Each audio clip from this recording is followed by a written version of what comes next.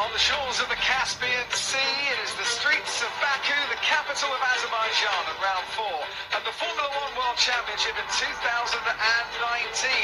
F1001 this week, qualifying on the streets and on the second longest circuit on the Formula 1 calendar, and it promises to be a brilliant hour to come. Baku's climate is very much the same as the Spanish Costa del Sol. The sun is out, but it's getting colder as we tick towards sunset. It's the largest city in the world that sits below sea level, and the Caspian Sea is pretty much a landlocked lake, 28 meters below sea level. The wind is strong, it always is in this part of the world, and the track, 3.73 miles long, you take it at full throttle for 75% of those 3.7 miles. It climbs up through towards the old town and past the old castle, and it promises excitement at every turn. Down at turn 1, heavy braking zone, Ricciardo crashing into Max Verstappen, and both Red Bulls out of the race in 2018. Verstappen still hasn't finished in the top 8 here in Baku. At turn 3, Kimi Raikkonen on the inside of Esteban Ocon.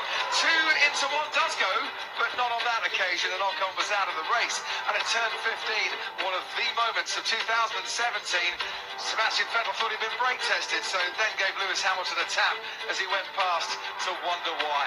The soft compound tyre, the hard compound tyre, and the medium in between. The medium is 1.5 seconds near enough slower per lap by the time we go for pole and the end of Q2. Really, you've got to be on the soft tyre, the fastest tyre of that Pirelli range this weekend. That's the old Parliament building. It overlooks the pits and the paddock area. It is a glorious evening here as we tick towards 5 o'clock, Paul di Resta. It's been a glorious weekend so far for Ferrari. They've had the pace. Toto Wolff says Mercedes can't find a silver bullet, so is it all over by the shouting? It's certainly not over, Crofty, but one thing they have to do, it's a must-win for Ferrari this Grand Prix. They have to take momentum out of Mercedes. Those 1-2 finishes are dent to their confidence, they're dent to the impact they're going to be able to have if they really get their season together. But this Ferrari works in such a sweet spot. If they get it right, it's unstoppable. But Mercedes have just been consistent, tactically got it right, and that's why Ferrari feel pressure that they need to make this one count. Poor old Pierre Gasly, we can see here from practice yesterday, he missed the weighbridge, went into his pit box, they changed the tyres. That means an instant start from the pit lane. Whether you like the regulation or not, the regulation is there, and Red Bull really have no comeback. Yeah, there was no argument. I get the sense that a lot of people feel like he's been hard done by. It should have been a cancellation of that lap time in the session. It's impacted his weekend and Red Bull's going forward. Of course, they've got a lot of overtaking to do tomorrow, but we never like to see drivers, the human element of Formula 1. You have to pay a price, but that was just a little bit on the top side of it. But it was an agreement between the teams and a regulation that everyone signed up to, including Red Bull, of course, as well. But have they got, Red Bull, a silver bullet in qualifying today? Because with Pierre Gasly destined to start from the pit lane, can they use him to give Max Verstappen a toe and a massive advantage down the straight and maybe put him up onto the front row? There's no question that would be the thing to do. But of course, why waste the tyres? Why waste the engine mileage? Especially because when you turn the qualifying maps up in Q3, Q2, it really does hamper your performance later on in the engine cycle. But listen, they've got some toys to use. Will they choose to do that, or will he choose just to go and do one lap in Q1 so he doesn't have to write to the steward to get permission to go forward? Because at the end of the day, he's going to wait till all the cars pass before he can leave that pit lane. So far this season, the driver quickest in FP3, the final practice session, and every race has been the man to take pole, but nobody's won from pole so far this season. Only one person has won from pole here in Baku in the 3 previous races. Stats say he's not the most important qualifying, but I think for Ferrari, Charles Leclerc and Sebastian Vettel, for those 2 drivers, pole has to be crucial today because, well, there's room for pecking order with Ferrari, and both drivers feel they might just need it and should have it. More importantly, I think Crofty getting on the front was key. Ferrari need to lock it out to block the Mercedes attack. And that's why we haven't seen everyone win from pole position this year, because it has been down to getting off the line. If you can beat your teammate.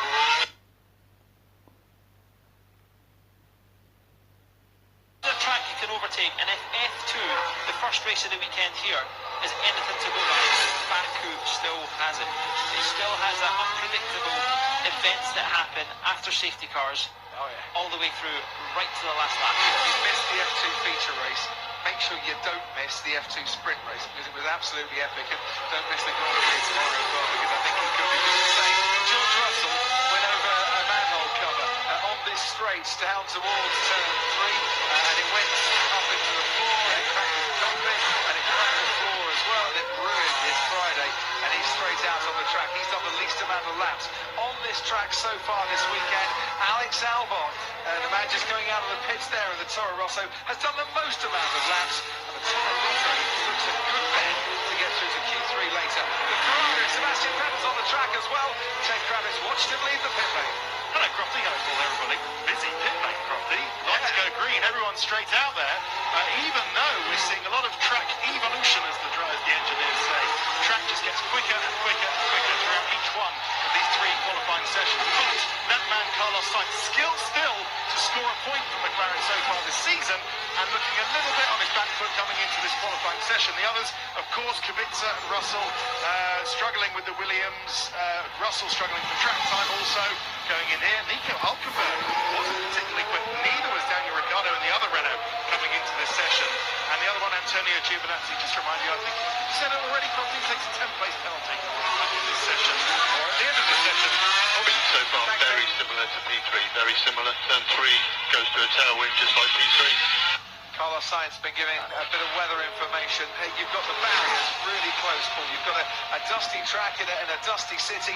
You've got the shadows. You've got different parts of the track, different temperatures when the sun reaches or doesn't. There are so many things to catch the drivers out here. Yeah, the biggest thing is get the fuel out, get the car light. This is as fast as it's going to go all weekend. They're hunting for tyre temperature, just so when they brake for this first corner, they've got their grip at peak. And really look how Sainz using every bit of track possible.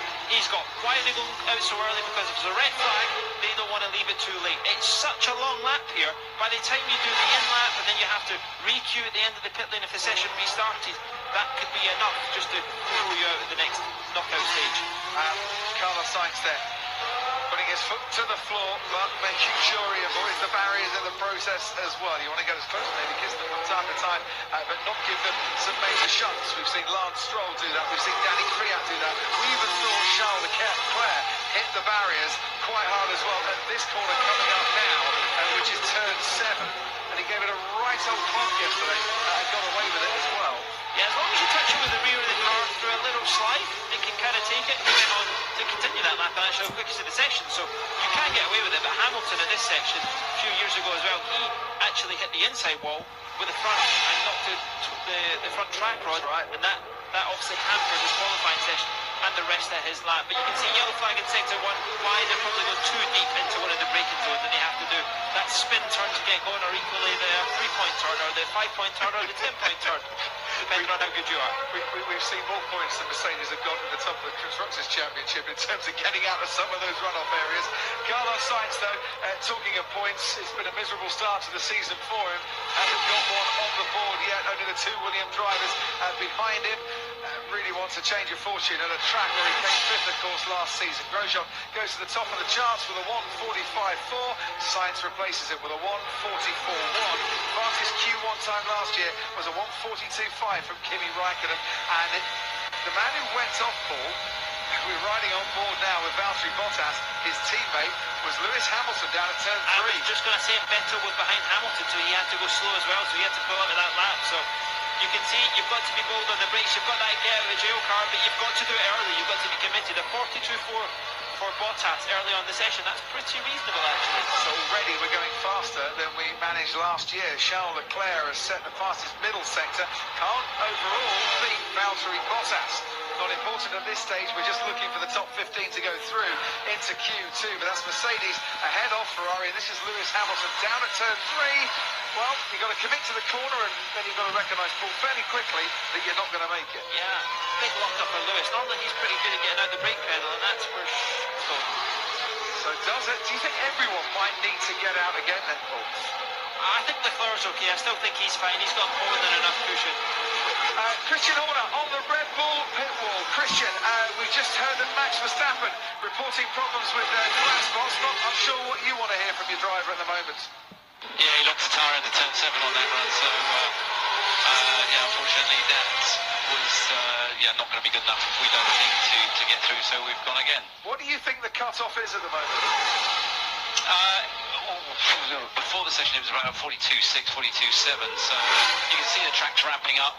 this time of day as well. You know, a lot of green sectors up there at the moment, so it's going to be around there somewhere. Christian, a mega lap there from Pierre. He didn't even get a chance to do a short-running FP3, did he? Is that what you're going to expect at the end of Q3 with Max being in the fight? He wasn't even running one of the higher engine modes either. So I think it's, you know, he got a great toe at the end of the lap there. It was a very strong lap. He had a good day yesterday. It's just a shame he's not able to really take part in this quali. No, really good performance, good for his confidence as well. Christian, answer our speculation for us here. Yes, he's got to start from the pit lane, but is it worth having Pierre Gasly in Q3 to help Max Verstappen and to give him the toe? Is that something you discussed? Well, I can't see the benefit of that, because then you'd have to commit Pierre to start the tyres, you know, the race on that set of tyres, so that would compromise his race. So from a team perspective, you got more chance of getting a toe wrong than you have right. So that's not something we'd really consider. Okay, Christian, thank you very much for that. We'll be back with you in Q2. What did you take from that conversation? Honda have still got the fancy engine board even to come with Max as well. Absolutely. Well, it's all part of the Honda engine. It's got the fuel to cope with the higher engine modes because it's got less knock or less problems with knock on that one. It's got more reliability and it's got an engine upgrade for this weekend as well. But Kubica still in the bottom 5. George Russell, his teammate, still there as well. Danny Kvyat moves up to only 11th. He might be on the cut-off point a little bit behind him. Norris, Magnussen, definitely Verstappen, Stroll, Ricciardo, possibly Grosjean. They all might fancy their chances to go a little bit faster. Again, just looking at this, Crofty, both Renaults in the knockout stage at the moment, down in 16th and 18th. You said they've had problems stopping all weekend long. It's a team under pressure. The board will be looking at that, saying you're underperforming, you've had your time to come into this, but you need to go forward. They've got a big name in there. Gasly going even quicker again. Verstappen, sorry. And so Verstappen at 40.7 in the middle sector, fastest overall. He's got the straight pretty much to himself at the moment as Max Verstappen. 1.5 minutes to go. So this will be his final lap of this session in terms of a flying lap. He won't get round for a cool-down lap and to go again. So where's he going to put Max Verstappen? It puts him 4th fastest with a 1:41.7. That's a lot better from a Red Bull perspective. That will make the pit wall a bit calmer. I would certainly hope so. Gasly with a 1:41.3. Verstappen 4/10 behind his teammate there. That's beginning to look like a really good lap time from Pierre Gasly, who's obviously back in the garage, and we wouldn't expect him to carry on for much longer because he's starting from the pit lane, if you're just joining us for the weekend, for missing the weighbridge when required to do so, and then having his car worked on after that effect. Daniel Ricciardo needs some work from the cockpit to get himself out of the bottom 5. Just going to say, this is it, Crofty. He's got one lap to shine. You can see the the racing point just in front of him. He's picked up a nice slipstream heading down the first sector. He'll be hoping he doesn't catch that car too early in the lap that he's losing down first. Of course, maybe what's Ricciardo goes onwards and upwards, climbing past the castle and into the middle sector. Romain Grosjean, keep an eye on him down at the bottom 5 at the moment. You'd expect the two Williams to be in that bottom 5 as they have been for the first 3 races of this season. And who else is going to join them? Stroll, Magnussen, Norris, Kvyat, Perez, Albon, they're all on the cusp. Grosjean and Hülkenberg really struggling in sector 1 there, 3/4 down on where they need to be. But is it Magnussen? Who is it? No, Norris. What an absolute cracking first sector by him. Only a 10th of the best first sector time. Ricciardo goes to 17th. Hülkenberg goes to 16th. And Grosjean can't get out of Q1. And that is a very big bang into the walls indeed. And that will bring out the red flag. It's down at the tightest part of this track. It's a Williams into the barrier. It's Kubica. You can see Russell on the driver tracker. At the bottom of the castle section, where you can allegedly get 3 cars side by side, Robert Kubica, I would imagine, clipped the curb on the inside and gone straight on into the barriers. You okay? He is moving in the cockpit. And I think we've just heard him as well, apologising to the team, which is great to hear and to see. And yes, he's getting out of the car now. It has red flagged the session. So the bottom 5 stay as they are. Stroll, Grosjean, Hülkenberg, Russell and Kubica. Ricciardo gone out to 15th and makes it through the Q2. This is what happened to Robert Kubica. Boy, he was very committed to the inside curve there. I know they've all been jumping it, but he was almost putting the wall on the inside, wasn't he? That was a hard hit. I mean, speeds down there, Paul. Stopping time, Crofty, when the front wheels were in the air, the car just wasn't going to stop. Look how committed he is. He's hit the inside wall. Yeah, and then he's got no chance of turning if his suspension's gone. You can see the left wheel just flapping and wobbling around a little bit. He's approaching that at what, about 110 miles an hour, 115 miles an hour, then clipping the wall. Medical cars down there as procedure as well.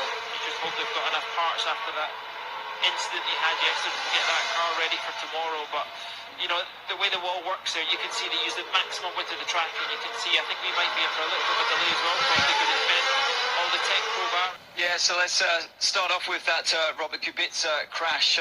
Been an expensive weekend so far for Williams, but this time it was down to driver error. Unfortunately, as the guys in the commentary team rightly pointed out, this area here, you really want to have the car as close to the wall as possible, but getting to this red and white curb, and unfortunately for Robert, a miscalculation and just getting the inside wall. Unfortunately, the camera breaks up there slightly, but if you go frame by frame, you'll see it's just breaking the suspension at that moment there. And then if I just roll it on a bit, you'll see the inside front, it's that angle there, completely broken. There's no way that car's going to carry on turning through, and into the barrier it goes.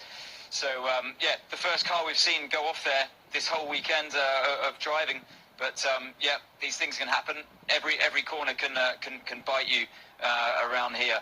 Now, if we go on to other clips here, an interesting one was Hamilton obviously running out wide and down into turn 3, locking up, going on straight. It brought out the yellow flags, which you'll see riding on board with Sebastian Vettel just on the right-hand side of the screen coming up. There it is, flashing on the right-hand side at the top, and he's got a car reversing, that's Hamilton, onto the track. So that compromised his first lap. He went on to do a better job, of course, after that, but nothing he could do in that situation. We had Lance Stroll down in turn 2, rubbing the barrier on the outside and just about getting away with it. We saw before the start of this Charles Leclerc getting it wrong from the previous day around turn 7, so someone doing it in turn 2. And how effective that slipstream is. We can't forget about this for Pierre Gasly, going fastest with the toe. Remember, look, the DRS is open on the Racing Point car as well, and still we come past, at least side by side, the car. So the slipstream is very, very effective around this track. And are they going to use this, some of the teams, when it comes to crunch time in Q3? Let's see. Raikkonen, so it does surprise me, and it also surprised me that they didn't practice it in FP3, because, Damon, as you know, it is really easy to mess it up. And you kind of want to have a practice go at it, don't you? I think that's what Chris was trying to say, to actually make that final slipstream. Okay, let's have another look at the crash from Robert Kubica. I mean, obviously, Ant's had a look at it on the sky pad, but one thing you notice from the onboard camera is the glare just as you come round here, right into the sun. Yeah, but that's after the corner. You know, that's after the event of him hitting the left-hander. So, unfortunately for him, I think Lewis had that excuse further up the hill, didn't he, a few years ago? But unfortunately for Robert. Yeah, Lewis's one really did get the sun right in his eyes, and the barrier was on the right. Thank you. Yeah, there's pieces of car they've got to pick up, unfortunately, at the moment. And after what happened to him yesterday and onto the third chassis, it's just another repair job they could do without for Williams. I mean, it's another long night ahead for the mechanics, and you know the curfew on Saturdays is even earlier, unfortunately, for those guys. So, yeah, big job, and it's been a tough weekend, as you mentioned already, for them.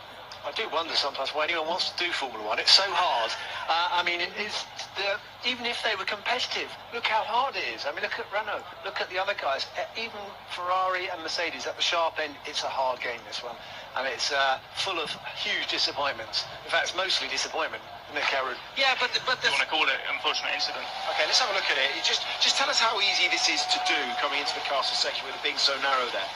Well, I think the best way around that corner is to take as much curve on the inside as possible, because the more curve you take, the smoother it is, and it looks like he's just clipped that inside wall, and you saw where the sun was as well. It was shining right on the apex, and you really couldn't see the apex very Okay, Sid, appreciate your time. Okay, let's head back to the Sky pad, to Anthony.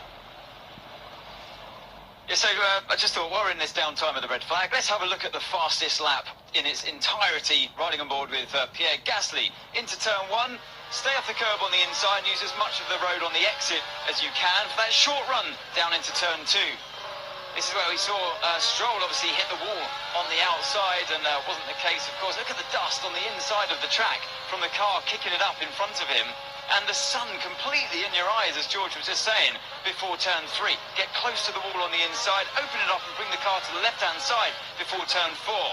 Avoid that curb on the inside, but use everything. It's just a painted bit of tarmac on the outside. Bring it to the right-hand side and get as close as you can to the wall on the inside of turn 5. Look at that, of Gasly getting close there to open up turn 6 to get a good acceleration phase before turn 7, which comes out. You've got that wall staring at you. It's really intimidating, braking before this corner and into the shade. You can really see how these drivers are struggling. And now into that section of turn 8 where Kubica hit the inside wall. Now, just in comparison, we've just seen that crash, obviously. Now, look, that's how precise. That's the difference that we're talking about, guys.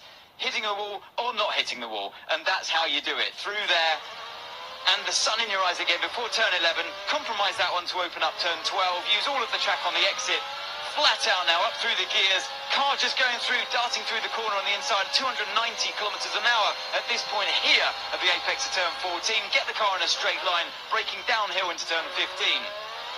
Catching that car ever more before turn 16. It might compromise us just as we go through that corner itself.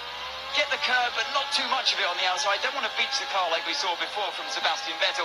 Now we're enjoying the slipstream. This was perfect timing from Pierre Gasly. If you can get this right in Q3, you're on to an absolute winner. As you come up to the DRS zone, this line coming up just now opens it up, and there we go. You hear those revs rising. It's so impressive.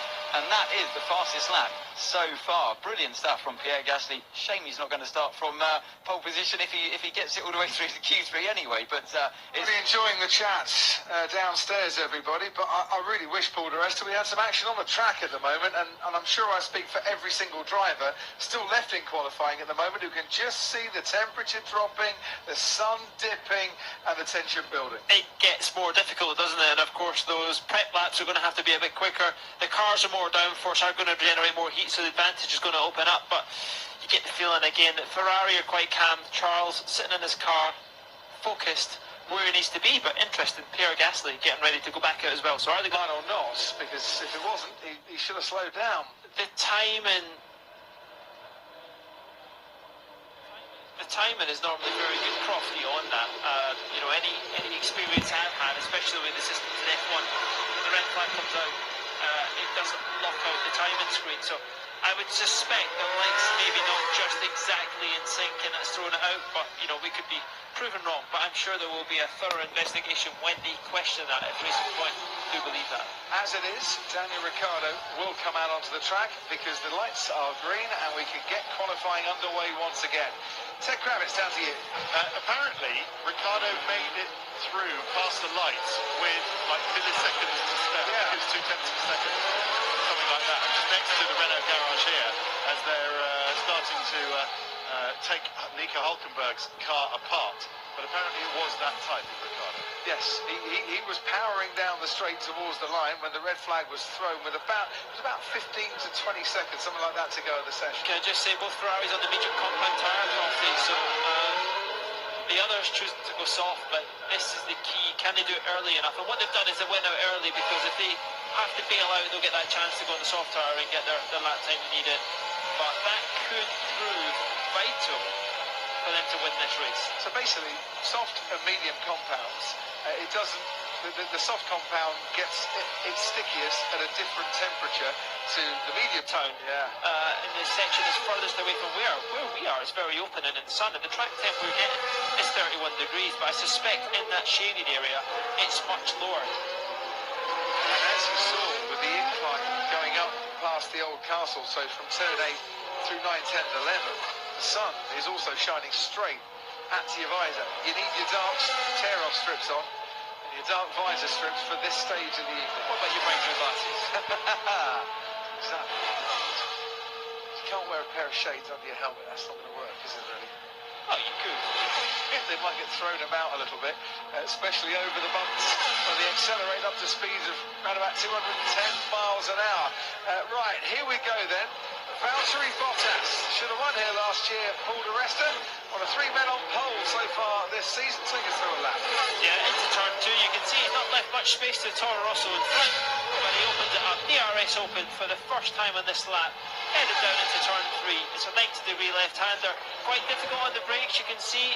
Staying in the middle of the track, brings it across where the rubber is, winds the front end in. A series of 90 rights, lefts, all the way through, all about similar speed. So if your car's working, you generally reward you. If it doesn't work, equally you are going to pay the price. You can see the brake markers hugging the wall on the left, purple in sector 1 for him, a 35.5, but from Hamilton, Bottas 10 down on him so far.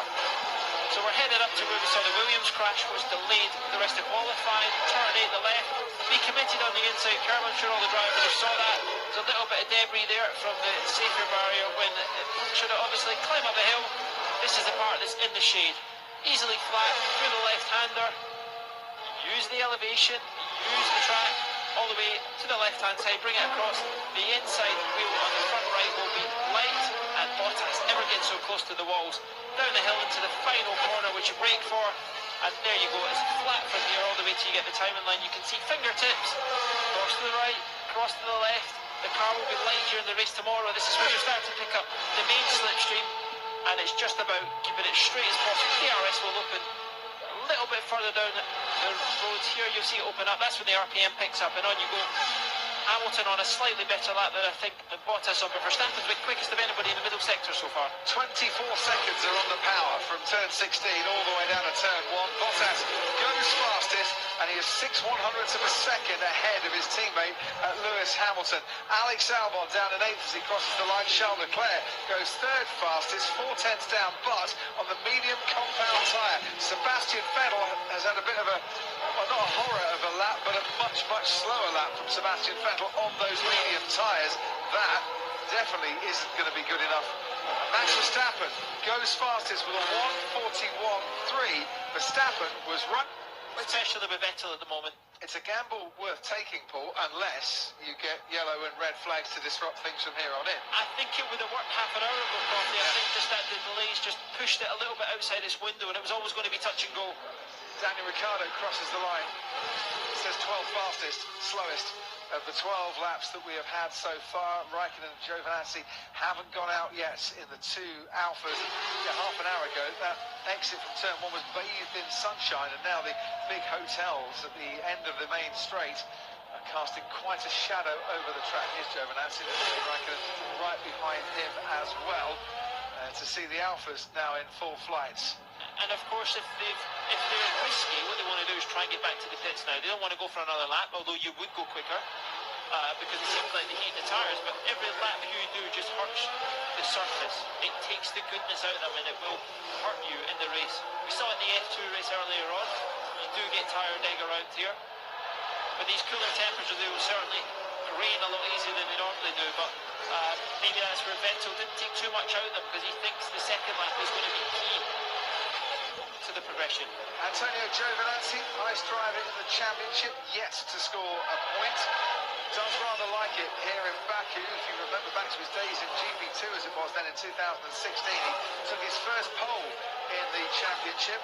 Got fastest lap in the sprint race. Oh, and yeah, won both the sprint race and the feature race as well. Ferrari's carrying on, Paul, for another lap. Looks to me like they might be. I think everyone is crofting so far. I haven't seen anybody pulling the pits. Bottas and Hamilton equally are going for another lap, but of course that's going to hurt their tyres more because they're on the soft compound versus the medium. Bottas has just went quickest of anybody in the first sector, 35.428. Charles Leclerc behind, he's a 35.636. Yeah, so 35.6 for Leclerc, 35.9 for Fiat, and for Sainz. And Vettel, 36.062. They need to pull him in now. Yeah.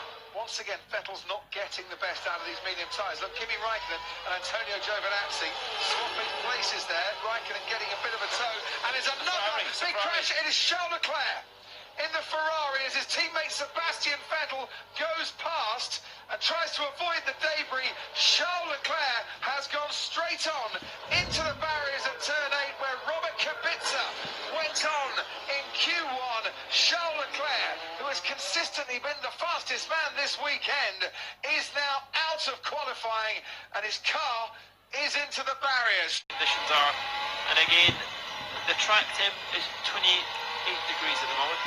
So it was 43 degrees in practice earlier. I hope we follow this car on board just to see what he does, if he has to put extra energy in. There you go, overslip in the front, a little bit of understeer, get the surface temp fired up. Now he'll have all the numbers he needs on the screen, on the dashboard, telling them what's going to happen. Now let's see how dirty the track is. You can see they've got a warning there telling them it is going to be slippy. What is Vettel going to do?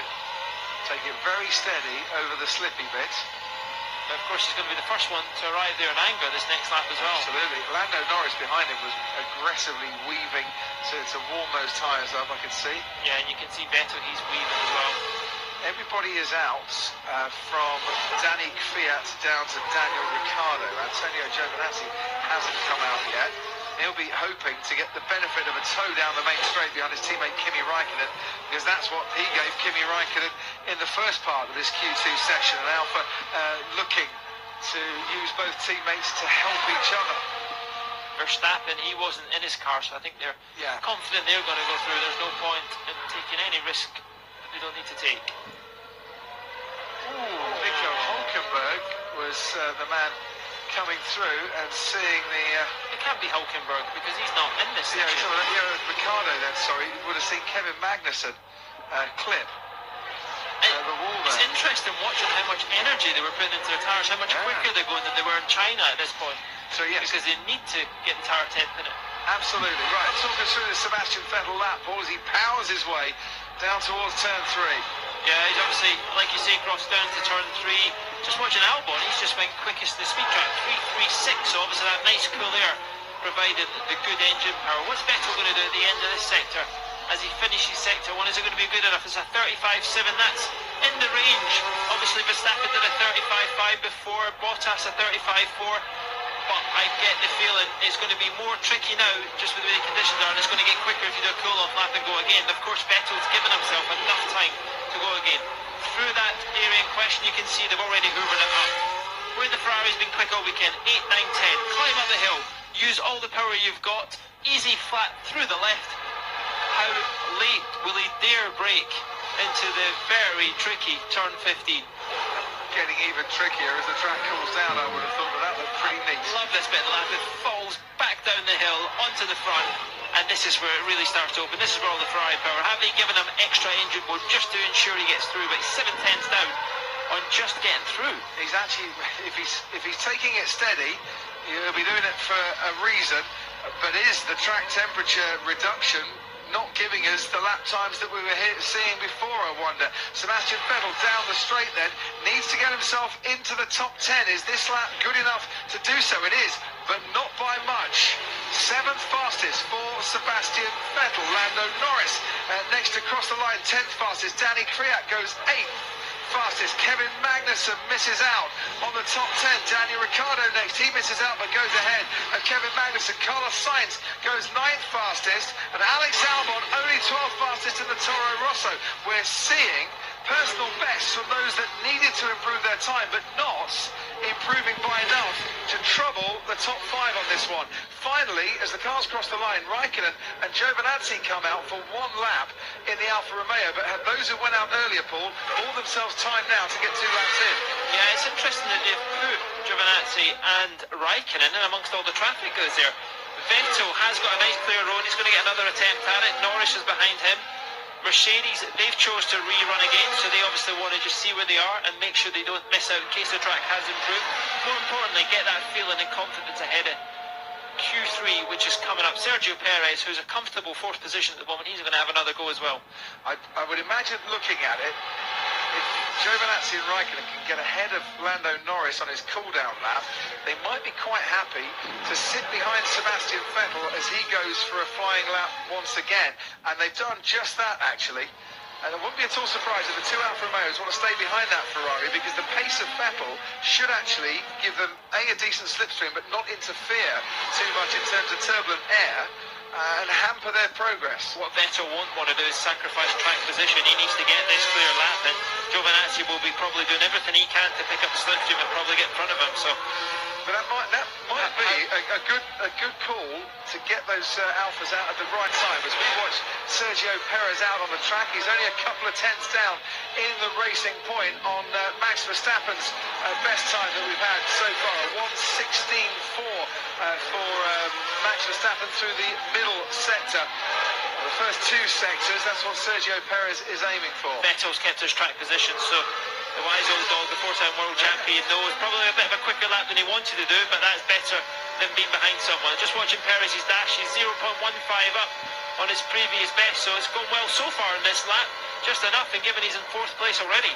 Two podiums here, of course, in Baku for Sergio Perez. He took a 5-place penalty for a gearbox replacement a couple of years ago, but could have put himself on the front row of this qualifying performance that afternoon. There's a yellow flag down in sector 2. I wonder if someone's gone on at the first or second corner and has needed the runoff area there very quickly. That yellow flag turns to green, won't interrupt anyone on their laps now. Sector 1 slightly, a 35.6, still not in the range where Verstappen was, a tenth away and 2 tenths off the best so far. Perez only 6 tenths down as he crosses the line, stays in fourth place. Sebastian Vettel, meanwhile, that 35.6 is a personal best through the first sector. Giovinazzi behind him at 36.1, half a second down. Kimi Raikkonen at 35.9 behind Giovinazzi in the other of the Alfa Romeos. Lando Norris through that first sector needs to improve at 35.8. That wasn't a personal best. Vettel 4 tenths down. It's a quicker lap, Crofty, but Bottas has just done a 41.5, so the track is still there, although Bottas only managed to improve the middle sector, but overall in the lap got the job done. What could Verstappen have done if he'd went out? I think he's probably the best bet at the moment to get pole position, because the Ferrari look like struggling to switch on the tyres. Yeah, because the temperature change has altered things. 5 places, or 5th place for Sebastian Vettel. Giovinazzi makes it into the top 10. Raikkonen was already there, stays 7th. Norris goes into the top 10. Giovinazzi right on the cusp at the moment. Next across the line, Danny Kvyat. He's in 9th place. And we look back now to Daniel Ricciardo, still going for it on the track. Nobody looks like they're improving so far. Probably Sainz is coming to cross the line any minute, but I don't think he's... No, Ricciardo pitted. Ricciardo pitted at the end of his lap. That is why I just hesitated a bit. I wonder what happened to Kevin Magnussen. And he might have been the man who brought out that yellow flag that I mentioned while we were riding on board with Sergio Perez. And hitting the wall, Danny Kvyat. Oh, that was a nasty hit. Yeah, Look at the rear wing and the floor moving. Well, Kvyat's through into Q3. Here's his teammate Alex Albon. And that got a little bit leery for him as he made his way down the hill. You'd easily say that's 2-3 tenths at least. And that might have just cost him, if it was 3 tenths, he'd have made it. And he'd have gone ahead of his teammate Danny Kvyat. More than kissing the wall today, aren't they? They are certainly doing that. Really intriguing end to Q2 there, Paul. Carlos Sainz has just missed out by 17 milliseconds for getting into Q3. Daniel Ricciardo, who aborted his final flying lap, misses out on the top 10 for the first time here in Baku. Max Verstappen leads Q2. Pierre Gasly led Q1. Red Bull, fastest drivers in Q1 and Q2. And for the first time in his career, Antonio Giovinazzi does reach Q3. At the end of the section, Crofty, we're 35 minutes longer than we were going to be. Yeah, and we've still got another part to come. On that first set of tyres. Okay, let's head back upstairs then. It could be a fairly open run for pole here. I wonder if Max Verstappen has got a decent chance. Let's see. Based on what we've seen so far, anyone's got a decent chance as long as they're running in Q3. Charles Leclerc won't be running in Q3. His time that he set in Q2 would have been good enough to take him through the Q3. He didn't need to be out on the track, you could argue, Paul de Resta, but that was a long time ago, that crash. Chances are we'd have seen an awful lot faster times to get through the Q3, so Those that are thinking, well, it's silly Charles Leclerc being out there, he had to be in it to win it, and he still needed to be in it at that stage. And that's going to hurt him even more. Like you said, he's going to beat himself up. That was the most honest interview I've seen for a driver for a very long time. It's nice to see that. He knows the responsibility of becoming a Ferrari driver, what it means. But he delivers in every other way. And I don't think, he should be, when he was fairly optimistic about saying he was going to get pole position, I think you can pretty much guarantee he was going to get pole position today. Absolutely. It's been a world of his own. This might sound like the classified football results, but it's not. Here are the qualifying head-to-heads as they stand after the first two parts of qualifying. Sebastian Vettel 3, Charles Leclerc 1 after the first 4 races this season. Max Verstappen leads Pierre Gasly 4-0, a bit unfair on Gasly that, as he's got to start from the pit lane anyway. Ricciardo leads Hülkenberg 3-1, same score for Magnussen and Grosjean. It's Albon 2, Kvyat 2 now down at Toro Rosso. Perez 4, Stroll 0, and Sainz 2, Norris 2, with Lando Norris going through into Q3. We might not see Antonio Giovinazzi, I'm not sure. He's got a 10-place grid penalty. We might, if this man gets on pole, see the 100th different driver to take pole in a World Championship Formula 1 race. At 99 so far, could Max Verstappen be the 100th? Well, we'll see in the next 11 minutes. Ted Kravitz. So, big question for me, can Sebastian Vettel deliver and save Ferrari's blushes? Or will Leclerc's mistake let Verstappen, Hamilton, or rather maybe Bottas in at Mercedes? Well, we will see. Just a quick one on Danny Kvyat. Good recovery for him after clonking his Toro Rosso into the wall on Friday. They did have a worry on the right rear, you might have seen just before we left Q2, Crofty, but they've checked it out, and that's okay. Ooh, that's a bit tight, just looking down the pit lane. One of the Alphas going out there on the Mercedes, but they've all got through, that's fine. And there's the Vettel.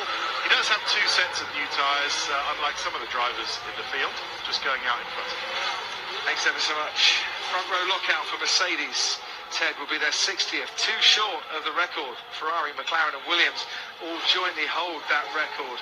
If Lewis Hamilton gets pole, he'll break the record for the most poles with a single constructor. He's currently tied on 58 with Michael Schumacher at Ferrari. This will be his 59th for Mercedes. Valtteri Bottas, his teammate at Mercedes, has never out-qualified a teammate in Baku. Sebastian Vettel might fancy his chances in the Ferrari of getting a pole here in Baku again, of course. Making it 2 years in a row. What part can Kimi Raikkonen, Lando Norris, Antonio Giovinazzi, who is out there, Danny Kvyat, who's not quite out there yet, play in this qualifying session as Max Verstappen starts his first flying run here in Q3. Cold tyres, of course, as he heads into turn 1, but he's navigated the first 2 corners safely. Paul, over to you. Yeah, long run down to Q3, turn 3 obviously, this is Q3, didn't run in Q2. You can see Charles Leclerc coming back into the garage to watch the final stages of this. Max, very committed in the front end, the Red Bull looking very strong. So, series of 90-degree right-handers, if the tyres are working like we say, is this just going to be a case of 2 one-lap runs, or are they going to choose to do that back-off lap and go again? 35.6 for Max in Sector 1. That's purple so far because he's the first one through. But Max isn't going to get caught out being the last one to run in Q3 like he was in China. I get the feeling they're going to be going the opposite, which they have done, up into the corner in question, which has cost us so much in this qualifying session so far. The car looking nailed. So you climb up the hill, easily flat through this left-hander, and maybe this Red Bull tactics, you're not running in Q2, prepared them better for this run in Q3. Into turn 15, down the hill, wind the throttle on, get close to the wall, track falls down, don't overdo the entry, think about the exit. The earlier you get back on the throttle, the more it's going to reward you all the way through this. Flat right, flat left, the max of 40.6 in the middle sector, which is very good and up there with the best we've seen. Bottas is just went quick in the first sector, and Hamilton's just destroyed that by doing a 35.384, so he's already 3/10 up on this lap we're seeing from Verstappen Hamilton. So a 35.6 Verstappen, 35.5, 35.3 for Bottas and Hamilton in the first sector. Verstappen gives them a 141.4 to all aim for. He's such a long way clear of the rest. They're all still up in the old town, to be honest, and making the climb up the hill. Quite a few of them as well. Verstappen getting out nice and early and not getting caught in traffic this weekend. Sebastian Vettel looking much more comfortable and being much more aggressive than he was in the late stage of Q2 when he had to get through. He was 2/10 up on Max Verstappen. He was a 10th down on Lewis Hamilton in the first sector. Hamilton has just blitzed the middle sector as well. Cometh the hour, cometh the man. Is Lewis Hamilton coming to get a pole position, or a provisional pole position at the moment? His teammate Valtteri Bottas will be the first of the Mercedes cars to cross the line, and Bottas will come up to it now and go faster than Max Verstappen by nearly 3/10 of a second. Hamilton next to cross the line, he takes provisional pole by half a second from his teammate. But can Sebastian Vettel confirm what everyone thinks, that Ferrari had the power advantage down the long straight here? Vettel will be next to cross the line. It's going to be tight. He's going to just miss out. 4/10 of a second the difference between Hamilton and Vettel. It's Mercedes on top, ahead of Ferrari, as Charles Leclerc takes a big deep breath as he stands with John Elkann, the chairman, and his family. Lewis Hamilton has just put his Mercedes on provisional pole, not Paul di Resta, something I imagined I would be saying around about 2 hours ago. I didn't expect that. I saw Toto Wolff in an interview with German TV before this session started. He looked concerned. The work that was going on in Hamilton's car, there's even carbon repairs getting done to the floor. I wonder if they were changing something actually after the session just to optimise their aero package. Toto Wolff said, Simon Lazenby here on Sky Sports F1, before this session began, before qualifying began, that's not Johnny Herbert, it's about the same age, but it's not Johnny Herbert, I promise you. I don't even know if Johnny Herbert knows that man in the foreground there. Toto Wolff said there's no magic bullet, there's no magic silver bullet to give us pole position. Mercedes were worried going into this qualifying hour. Is Max Verstappen on another flyer here, Paul? I think he is. Yeah, they have. They've gone for the other approach, Crofty, so they're going for push, cool down, push, so even if the tyres are taking 2 runs to get in, are they going to have enough time? They could bail at the end of this lap and still get another one, which is what I think they're going to do, actually. They'll see how this lap develops, but I get the feeling it's probably not going to be enough to topple Hamilton, so they would pull in probably and go again. Paul, he's less than a 10th down in the first sector. That's still very manageable. Keep an eye on that. We'll head down to 10. We will head down to 10. Crofty, the initials are correct. That's Jürgen Hubbert. He used to be JH. He used to be not Johnny Herbert. He used to be the head of Mercedes-Benz. Before Norbert Held. Well, he was more Mercedes car side when Norbert was head of Mercedes-Benz Motorsport. The initials are right. Max Verstappen's 4.5 tenths up in his dash, Crofty, so you're right, he's going to keep continuing on this lap so far. That's on his previous best time. Yeah, and it's trailing away slightly. Where would 4 tenths put him at the moment? It would put him P2. So, he's P4 provisionally, worth carrying on. Everyone else has dived back into the pits again. Red Bull with Max Verstappen keeping going here. Another lap to warm up the tyres, recharge all the energy recovery systems, cool down what they need to cool down. Has it worked for Max Verstappen? DRS wide open. As at 10 minutes to 7 o'clock at night, he crosses the line to go onto the front row. He ended up about 3.5 tenths behind Lewis Hamilton, but there's a Red Bull now on the front row. Haven't they got fuel in it? Could they just do a pit stop and get him out another new set of tyres? But would they carry that fuel penalty? I don't know. We're yet to find out. Well, I'll tell you what, if they timed it to perfection, then Max Verstappen definitely has the pace to trouble those at the front. Paul, you better head down to the grid. You might be talking to Max Verstappen in a few moments as a pole sitter, or Lewis Hamilton once again as a pole sitter, or Valtteri Bottas or Sebastian Vettel. You never know. Sergio Perez is right up there as well, 5th fastest for Racing Point. Lando Norris has put his McLaren into P6 out of Antonio Giovinazzi and Kimi Raikkonen, with Danny Kvyat yet to set a time. And Charles Leclerc, of course, officially in Q3, but not out on the track. Here is Danny Kvyat out on the track. Anthony Davidson, welcome alongside me. Seen you for a few hours. This has been one of the longest qualifying sessions I can remember here, and so intriguing as well, because you know that the drivers still can't afford to make any slight errors out there. Those barriers are so close. Bit of a run up here, up the hill from the Sky Pad, up those stairs properly. My workout for the day. But yeah, really interesting, as you guys were just pointing out, Verstappen's lap. Really interesting, you know. We were debating all along track evolution versus tyre temperature. And it looks like the tyre temperature is key. Yeah. Need the grip. P6 for Danny Kvyat in the Toro Rosso that made it through into Q3. And that is a fine performance of Danny Kvyat, who has had his moments here in Baku before. Don't forget, qualified 6th for the first ever race here in Azerbaijan, the European Grand Prix in 2016. So here they come, second round, all on the nice shiny new soft tyres.